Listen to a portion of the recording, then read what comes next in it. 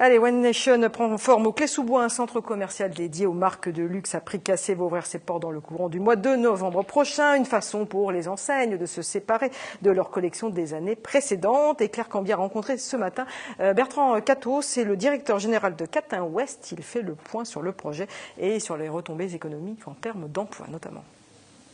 Nous voici sur le toit du chantier de One Nation Paris, le futur outlet de luxe qui ouvrira ses portes le 20 novembre au Clé-sous-Bois. Nous retrouvons le porteur de projet, Bertrand Catteau, directeur général de Catinvest. Bonjour. Bonjour. Alors les premiers magasins vont commencer à s'installer dès septembre. Qui va-t-on retrouver exactement ? Alors c'est la sempiternelle question. On retrouvera 112 enseignes de mode et de luxe, puisque One Nation Paris sera le plus grand outlet de France dédié à la mode et au luxe, avec un certain nombre de marques que nous avons déjà dévoilées. Pour parler du rez-de-chaussée qui sera donc plus axé streetwear, sport, outdoor, des marques comme Rossignol, qui aura chez nous son premier outlet en Europe, Pearl Izumi, le spécialiste des vêtements de cyclisme, alors qu'au premier niveau, on aura une offre qui sera plus axée maison pour une petite part et pour la majeure partie plus axée mode, access luxe et luxe, avec en grande première aujourd'hui la nouvelle de l'ouverture du plus grand magasin Zadig et Voltaire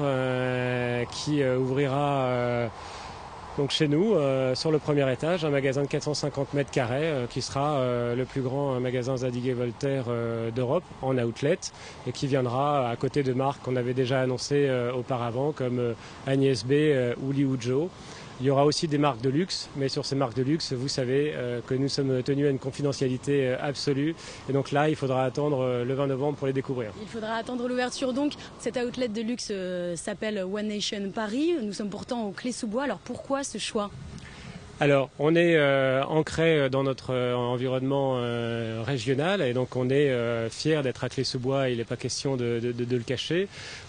Simplement, on s'adresse à une clientèle qui est très large, une clientèle qui est à la fois donc cette zone de chalandise exceptionnelle, 11 millions d'habitants qui sont à 1 heure de voiture des Clés-sous-Bois et donc de One Nation Paris, et aussi ces touristes qui se pressent par millions à Paris, 29 millions par an, la capitale mondiale du tourisme, et à Versailles, qui a encore battu tous les records de fréquentation l'année dernière. Et donc il nous fallait une dénomination, un nom qui soit plus rassembleur, plus porteur, qui soit facilement mémorisable et accessible à tous. Et donc on a choisi de retenir cette dénomination, cette appellation de One Nation Paris, qui symbolise cette grande nation des amoureux de la mode et du luxe.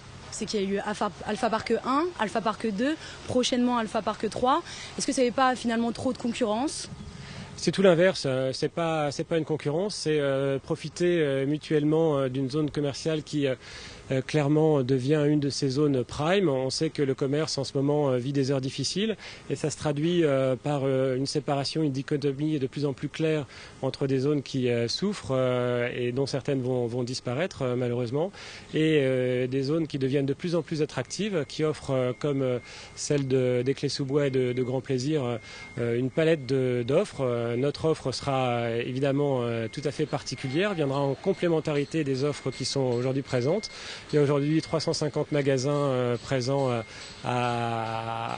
sur la zone de Grand Plaisir et des Clés-sous-Bois. On va en apporter 112 supplémentaires qui ne sont pas concurrents mais qui viendront apporter leur contribution à ce dynamisme exceptionnel de cette zone commerciale dont on se réjouit évidemment grandement. Donc le but c'est de dynamiser encore un peu plus la zone. Il y a à peu près combien d'emplois de prévus dès 2014 ? Alors, on est déjà aujourd'hui en relation avec Pôle emploi, le service de la mairie. Donc vous trouverez sur notre site internet toutes les informations nécessaires si vous souhaitez postuler pour un des emplois, un des 800 emplois qui seront générés par ce site. Parce que à horizon, quand on sera à 100% plein, 100% ouvert, ce seront 800 emplois équivalents temps plein qui seront générés par One Nation Paris. Alors, une dernière question, l'investissement est à hauteur de 107 millions d'euros. Finalement, à quand estimez-vous être rentable ? J'aimerais bien pouvoir répondre à votre question. Nos loyers sont des loyers variables, ils sont indexés sur les chiffres d'affaires de nos enseignes, de nos partenaires, des marques. Et donc tout dépendra du succès et de l'accueil que One Nation Paris aura auprès de son public. Et ça, il faudra attendre un petit peu pour le savoir. Merci beaucoup. Voilà un centre commercial qui va donc créer de l'emploi, vous venez de l'entendre, environ 800 emplois, et qui sera aussi générateur de nouveautés architecturales. Et Claire Clambier fait également le point sur les avancées en cette matière. Petit à petit, sur ce chantier des Clés-sous-Bois, l'outlet de luxe One Nation prend forme. Les travaux devraient se terminer en novembre. Cet espace de 24 000 m² accueillera des enseignes de luxe qui proposeront leur collection passée à prix bradé.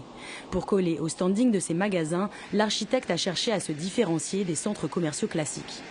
On trouve le luxe par la lumière et la matière. Donc si vous regardez autour de vous, vous avez la matière qui est brute partout, du métal ou du béton blanc prédominant, et de la lumière. On a travaillé donc avec une grande verrière qui permet d'amener la lumière en tout point du centre, avec des grandes trémilles sur le plancher bas, qui permet de descendre la lumière partout dans le centre et partout dans le bâtiment. En tout, une verrière de 5000 m². Dans les allées, les espaces à ciel ouvert donneront sur 3 patios à l'architecture parisienne. Ici se tiendront les jardins à la française, ici la cour de marbre et enfin la place de l'Étoile.